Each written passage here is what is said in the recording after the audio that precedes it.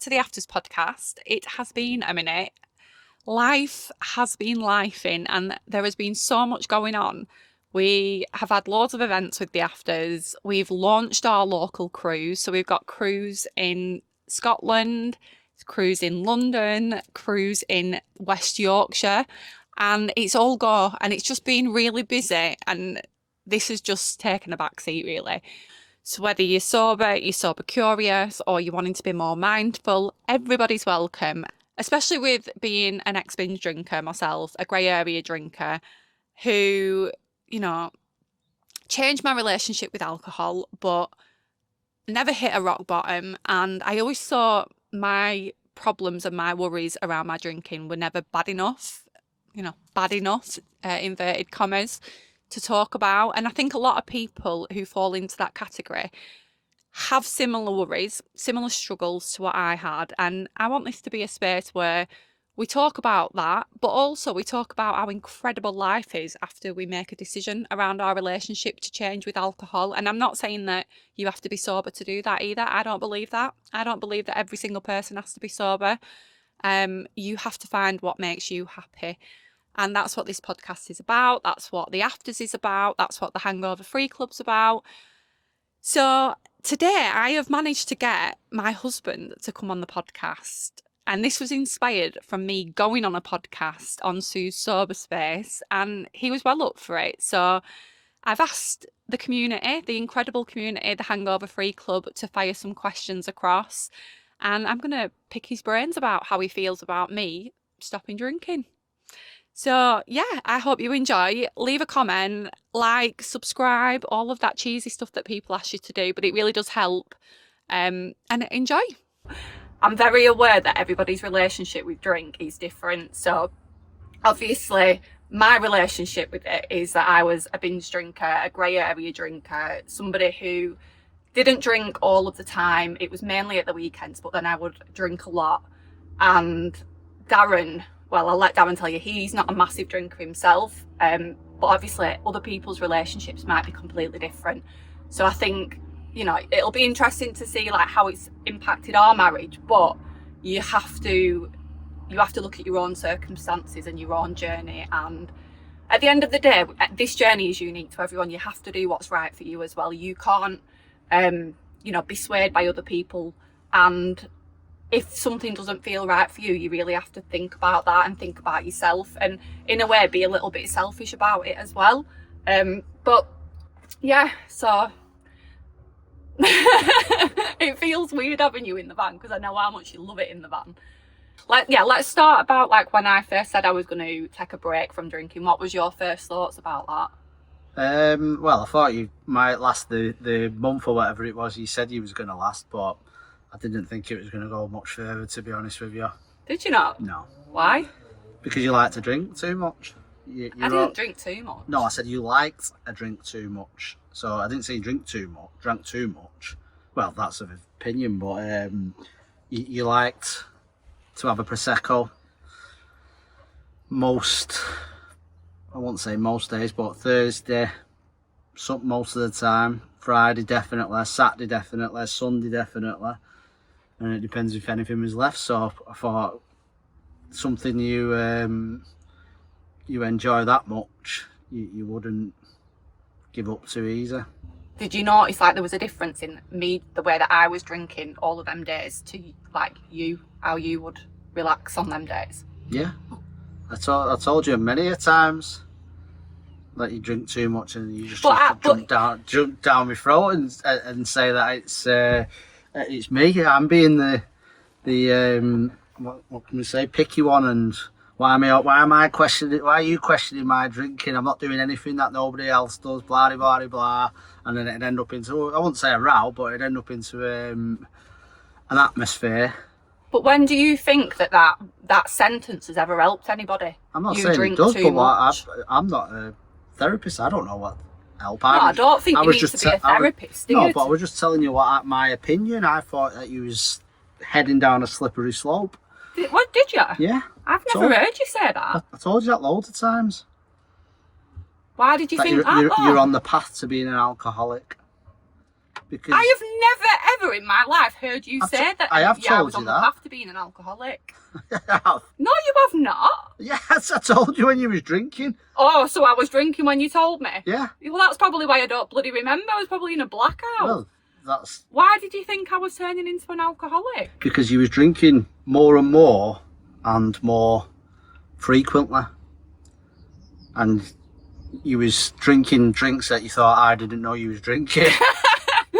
I don't know why I'm laughing. I'm clearly laughing because I am embarrassed. What do you mean? How did you? Oh, you must have heard me say that on a TikTok or something. No, I knew you was drinking them. You'd get the little. It wasn't just getting a bottle of prosecco on a Thursday. Now you was getting 4 or 5 bottles, not just to drink on a Thursday, just to see. Oh, well, that'll do me Friday if I don't drink whatever. But you're also buying the little bottles. Like, I don't know if you was trying to kid me or yourself by thinking, well, I've not had. I've had a bottle and a half because I've had 2 of them and the bottle.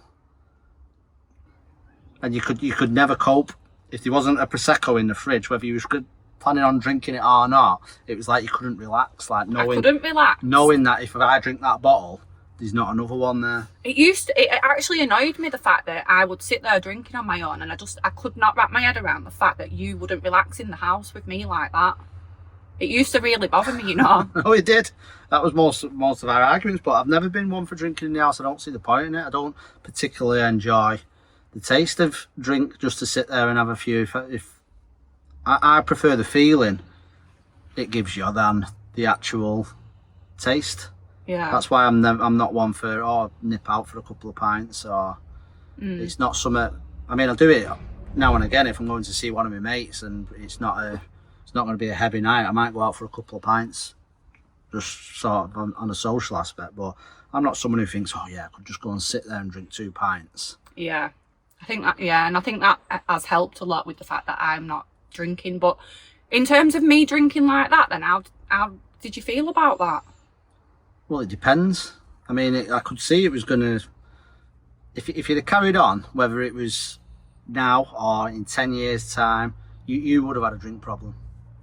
No, I think I probably agree with that. And I think that was one of the main reasons that kind of, I don't know, like, when I realised as well I was starting to hide them little bottles, it did make me think, God, that's not good, that. But yeah, and it's progressive though, isn't it? That's what it does. It gets people. Well, that's what I mean. People realising. I could see you was gradually drinking more and more frequently. You might not have noticed or chose not to notice, but I could see it. You know, it was going from a bottle on a Thursday to 2 bottles on a Friday to 2 bottles on a Saturday, and then it'd be 2 bottles or a bottle and 2 of them little bottles on a Thursday, 3 or 4 bottles on a Friday, same again Saturday. If you had any left over on a Sunday, you'd be drinking that, and if not, and you wanted a drink, you'd go and get some, and there was always a reason. What do you mean? Like you'd say, oh, I've had a stressful day, I'm going to have a drink. Oh, it's nice and sunny, I'm going to have a drink. Or there was always a reason to have a drink, always. Yeah. Well, but I actually think the more I've learned about it as well, some of that stuff is like, because your habits, like you have good times when it's sunny, so you naturally, when it's sunny, you crave it. But a lot of what you've just said as well, I think it's coping mechanisms, not knowing how to cope with anxiety and stress. Well, anxiety was brought on by the drinking, but a lot of there's a lot of stuff that goes on under the radar that I don't think you realise that's why you use drink, and you've not actually worked on some of that stuff. No, I agreed. Some of the stuff that since you've been looking into it and learning more about it, makes sense to then. It's like if I had plans to go out with my mates, or if I was going to the football, you wasn't bothered as long as you had something to do. If you didn't have anything to do, it's like, well, you shouldn't be doing anything if I've got nothing to do. And then we'd end up having this row, and I'd be thinking, well, I'm going anyway, so it's up to you. We can have an argument about it and I'm going, or we don't have an argument and I'm going. But I think that, looking back now, was more of, like you said, your anxiety thing, rather than you just, what's the word, trying to put your foot down, so to say. Yeah. Whereas at the time I was thinking, you're not going to put your fucking foot down with me, so you might as well stop trying. And I think that's why when a lot of people ask me on TikTok as well, like, how do I feel about you still drinking? I think I'm more relaxed about you going out and doing stuff like that now than I was when I was drinking, if that makes sense. You're value your own time more now. Yeah. Whereas at the time it was like I was abandoning you and you was Yeah. left alone.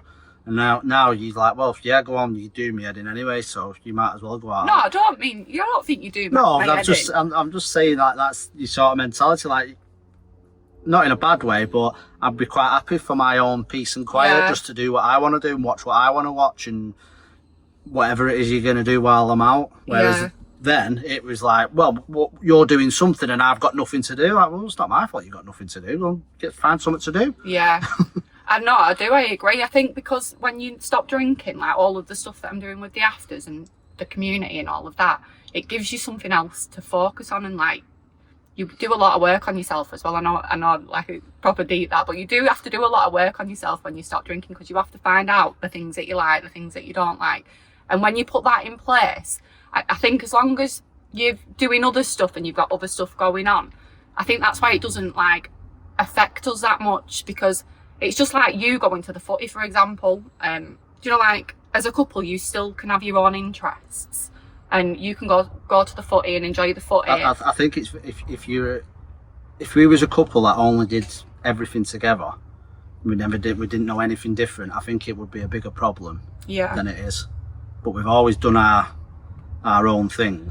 I've always gone to the football. Yeah. I always will go to the football.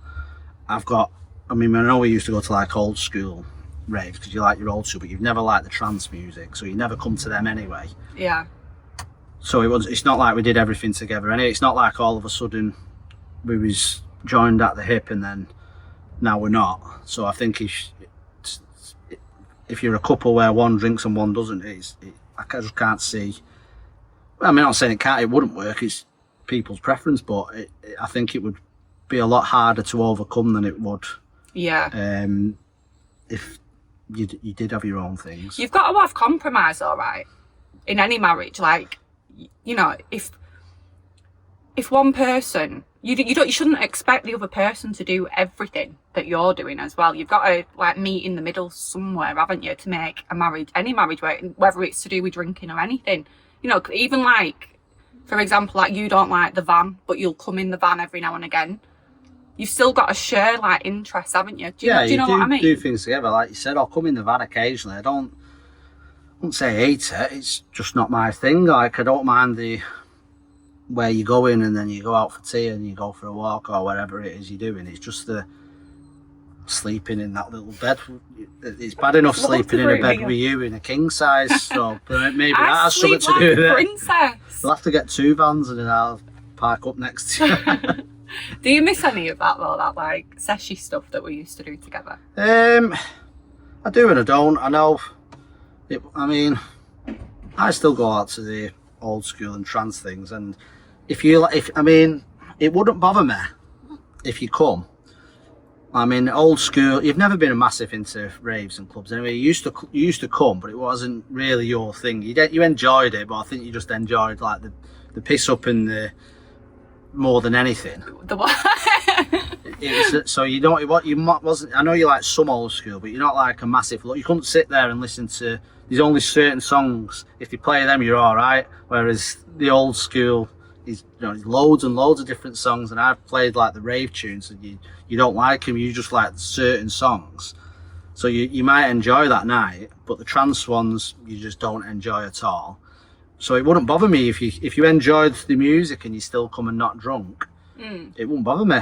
But it's the fact that you don't actually enjoy it. So at least when you was pissed, you'd be making your own sort of fun, and you'd look like you was enjoying it. Whereas now you just wouldn't look like you was enjoying it, and I'd just be thinking, you're putting me off enjoying it because I'd just be worried about you, because you like what's the purpose of you being there if you're not enjoying it? What's the purpose of going? That's how I feel about you coming camping. I know, that's what I mean. No, I do come and enjoy it. Like you're doing your events, aren't you? You'll come to the institute night, and you come to spin back. But let me just explain that. So Darren's are you classed as a DJ? No, I'm not classed as a DJ. Are you not? Well, what do you call then? Well, what you mix? You do your mixing? Yeah, but to say you're a DJ, you'd have to be a career DJ. It's more of a sideline or a hobby that I'm trying to delve into. But you know, I do go on the decks, so I've... All right, so Darren's a deck. No. So I'm a DJ on the night, but to say I'm a DJ, I'm not a full-time DJ. I DJ on these nights. Yeah. So, but you put in like trance nights and old school nights on, aren't you? And well, you've just started getting into it, haven't you? When's like you've done one, haven't you? You've got another one coming up. Well, I've done one of my own. I was on the one Industry. Yeah. With Ben. Yeah. And this next one's one of my own. Who's going to that? Some famous trance DJ? I don't even know who it is. I've never heard of him. I'm not saying because it's not been announced yet. Oh, was it not? No. Oh, right. Oh, yes. Well, yeah. Will it not have been announced by the time this goes out, though? Well, something might have changed by then. So, right, all right. Well, top secret. Well, it's not top secret. It's just waiting for confirmation. So I don't want to say something and then... And then fair enough. God, well, this is how much I know. I thought it was all confirmed. But my point was that you're doing these events and I will still come and support you. And I still will have a good time at it. Yeah, you will do because it's mine. But if it was just a trance event and I said, I'm going to this, you come and you're going, no. Yeah. It is hard, though, when you're sober. And I think you have to really enjoy, like, where you're going. Although I am a little bit worried about, not worried, but about going to Hacienda Classical, because that was our stuff, that. Well, it's up to you if you want to go. I still want to go. I know I'll enjoy myself. so it's that's just something that's on. So it's whether you want it. Like I said, if you think you'll enjoy it, I'm quite happy to go if you're going to enjoy it sober. Do you wish that I would get session with you once more? No, not necessarily. No, because it was... you could tell it was doing something to you, especially looking back now. You could tell it was getting you down. Yeah. I've had anxiety this weekend, but anxiety all of the time. So, right, let me just have a look at this, because I was asking people to ask questions in the afters around things that they might want to know. Oh yeah, so someone asked, has your drinking changed at all since I've stopped drinking? I know that you didn't drink. No. It's not, because I wasn't a massive drinker anyway, so my drinking pattern is if something's happening, so if I'm going to the football, not necessarily all the time, depends on what time kick-off is and what day it's on, I'll probably go out around town, have a good drink, come home about 9 o'clock, 10 o'clock, something like that, either half cut or completely cut. If I'm going to a old school night or a trance night or anything like that, then I'll go out and have a drink. But like I had a drink last 2 weekends and I've got nothing lined up for the next few weeks, so next 3 or 4 weeks, I won't have a drink in between that. And that's crazy to me because it's bank holiday weekend this weekend, and if I was still drinking, I would have been smashed all week. Maybe not smashed, but I would have definitely drank all weekend because I would have thought, what's the point in having a long weekend? I don't think I've seen you have one drink this weekend. No, I won't. No, because I've got nothing on. I'm more of a how could I describe it? Like a social drinker. So it's, if I've got no reason to drink, then I won't just drink for the sake of it. No, and I've noticed as well since I've stopped, you drink a lot slower than me. Yeah, I've said that to you when you was drinking. Yeah. I said, because how many conversations did we have where I said, you're drinking Prosecco, which is what, 9%? Imagine, like, you'd be drinking Prosecco like that, throwing it down 9%, thinking nothing of it. But if you was sat there drinking a litre of White Lightning, which is more or less the same principle, you'd be sat there thinking, fucking hell, you must have a problem. Yeah. Drinking it, fucking it's drinking it. It's because of how it's marketed, Prosecco, though, I think. Yeah, well, White Lightning is cheap cider, isn't it? You see people who, the stereotypical alcoholics on Piccadilly Gardens or whatever, sat on benches, drinking cheap cider like White Lightning. And it's the same, more or less the same percentage as Prosecco, and both big litre bottles or whatever they are. But that's what I mean, that it's marketed to make it look like something, like a classy drink, if you know what I mean. Yeah, but anyway, that what I'm saying was you used to throw that down and then wonder why you was getting pissed, whereas in that same amount of time I might have had 3 pints or 4 bottle or whatever of lager that's 4%. So you're drinking twice as fast as me with something that's twice as strong as what I'm drinking. And then you'd wonder why you're paralytic drunk and I'm not. I know. Looking back now, all of this makes sense. Like, but at the time, you don't want to hear it as well a lot. No, you didn't. You just did not want to hear it. If I mention anything about your drinking, it was like The Incredible Hulk came out. It's a good job it was me who stopped drinking, I think, because I think if you'd have turned around and said you wasn't drinking, I think it might have actually really damaged our marriage, you know. You wouldn't have accepted it. I know I wouldn't. You'd have seen your ass. I know. I'm at a point now where I am big enough and like worked on myself enough to admit that I thought it was like a big thing that was holding, because I felt like I couldn't speak to you as well, like on some level, like share my feelings. I know we were like married and that, but I did struggle to like get my feelings across. But now I don't drink. I feel like I can talk to you a lot more about things that I couldn't before. I know you're getting embarrassed about me talking about this, aren't you? But do you think it's like changed the way we like communicate in our day-to-day marriage? Only when you've not had a drink, you're more reasonable. Well, I've not had a drink for a long time. But what I'm saying was, it was when you'd had a drink, whether it was just a couple and you was just a little bit tipsy, not pissed. Yeah. Your response was still the same, dead defensive, and I'm right. I used to think it was because you was an only child. I used to think you got this only child mentality where everything was about you. You got your own way about everything, and then as soon as you didn't get your own way, you throw an hissy fit. But obviously it's not now. But yeah, when you wasn't drinking, it was fine.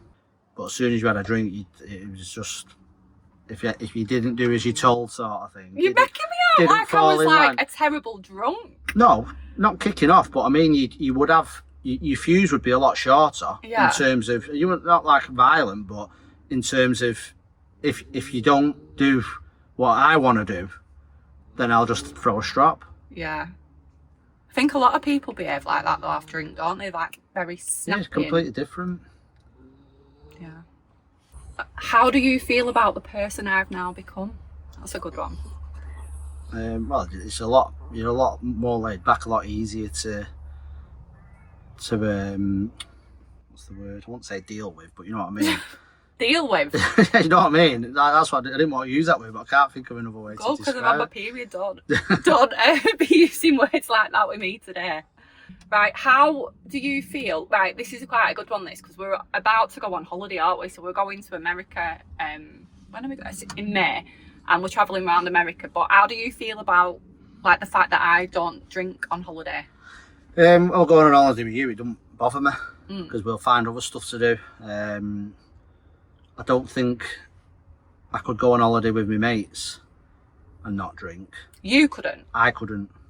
Like if my mate, like we went to that trance thing at Malta last year, if I decided to go sober, I don't think I could go and cope with them for a week or whatever, being sober. But with it being us, we'll find other stuff to do. Like we'll go America, or even if we didn't, when we went to Ibiza, you know, we'll go for a mooch on the beachfront and have something to eat in a nice restaurant, whereas I'm not going to do that with my mates. But we still went clubbing in Ibiza. Well, we went a couple of nights, but I think you were just there for my benefit more than anything, because I think what time did we roll out of amnesia? About 5:30, and I think your words was, "Thank fuck we're going."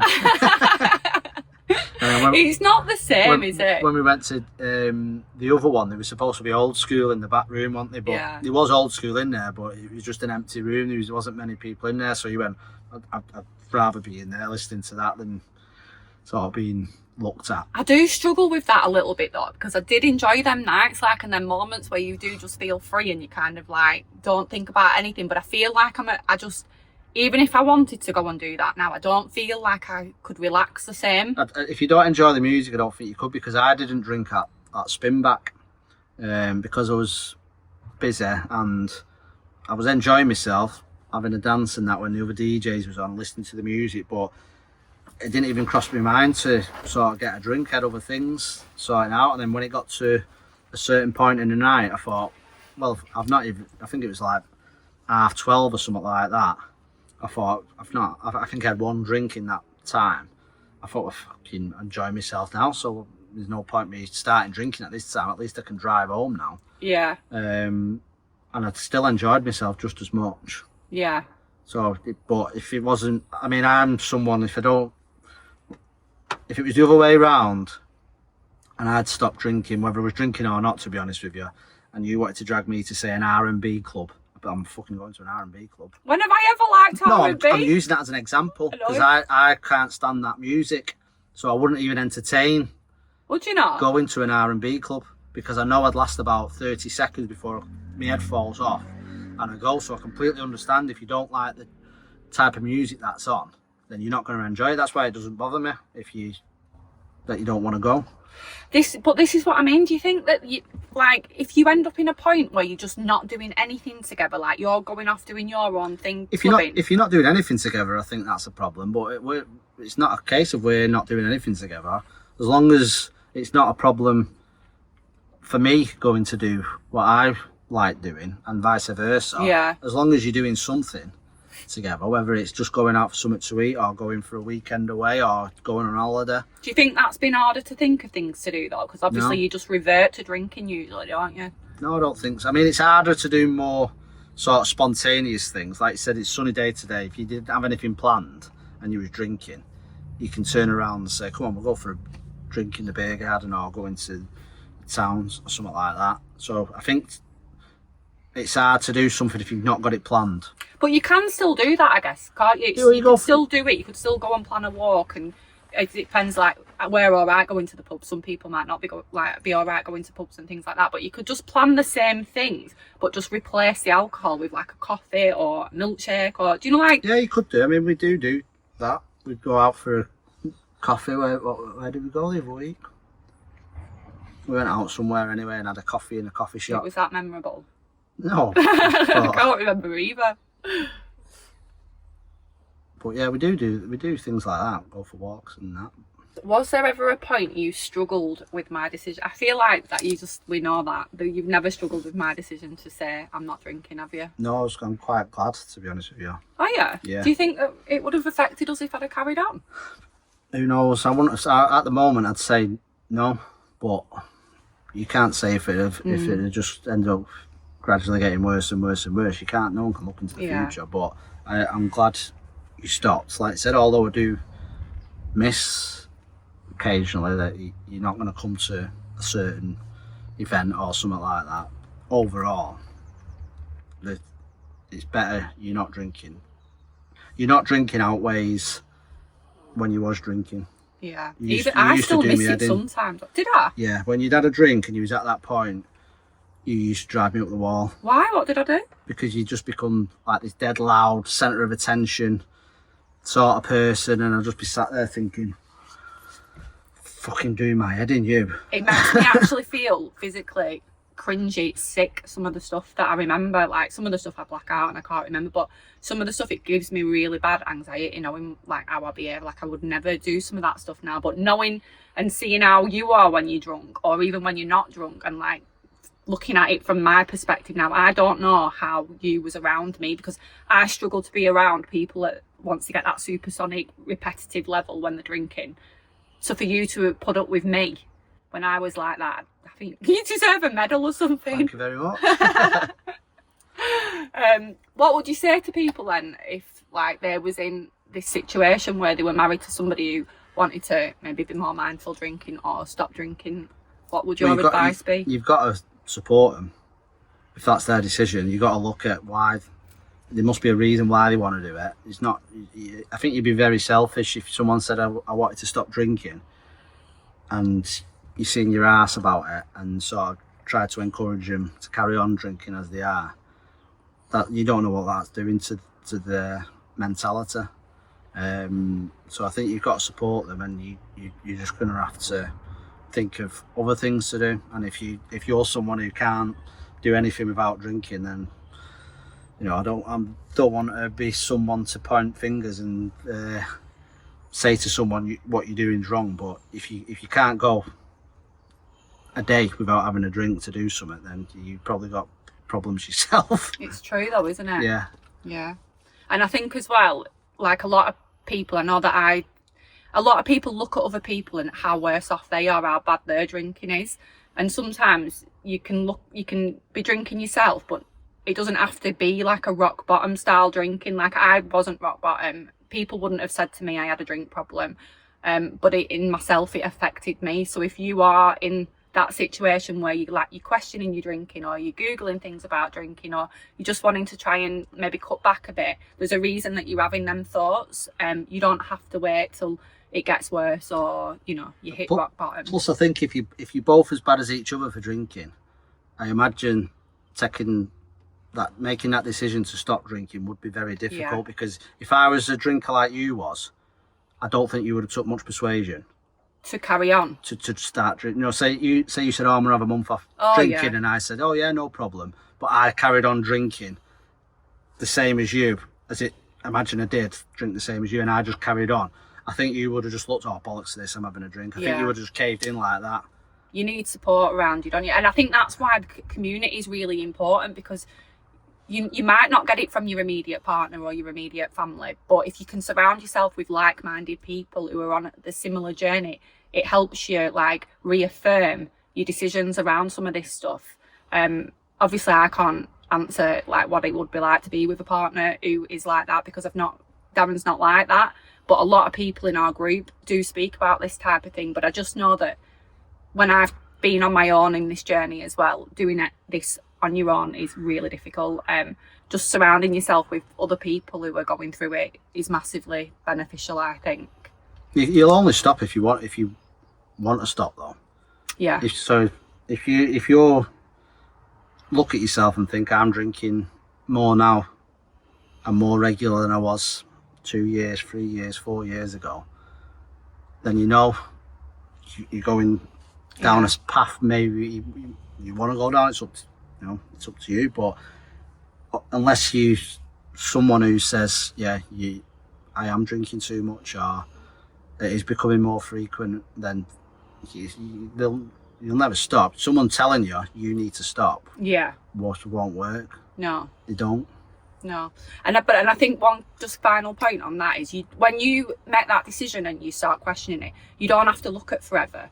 You can just say, well, I'm just going to see how it goes, take a month, take a week, or whatever it is. You know, you don't have to have the whole like rest of your life planned out, because I think that is scary. Just trying to do things that bring more alcohol-free days or reduced alcohol into your life, seeing that it's not like this boring sober life, and that there's other things that make you feel good, and bringing that like natural dopamine into your life, doing it that way without having this final plan that you're going to be sober forever. I think that's one of the ways to do this, because I know that if I'd have at the start of my journey said, in a few years I'm still not going to be drinking, I'm going to have been Glastonbury sober, Ibiza sober, holidays sober, I'd have been like, absolutely fucking not a chance. But because it was just a small manageable goal of a month, that seemed more realistic, that seemed more manageable. And then when I seen the benefits of doing that, that's what spurs you on.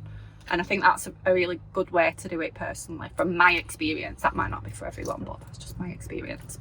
Right, is there anything else that you want to say on the subject? I don't think so.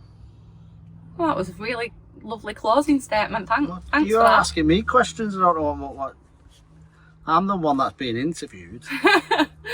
Right, we better go anyway, because it's Easter Sunday and we're already 10 minutes late for my mum's. Yeah. So yeah, right. Thank you and bye. Say bye.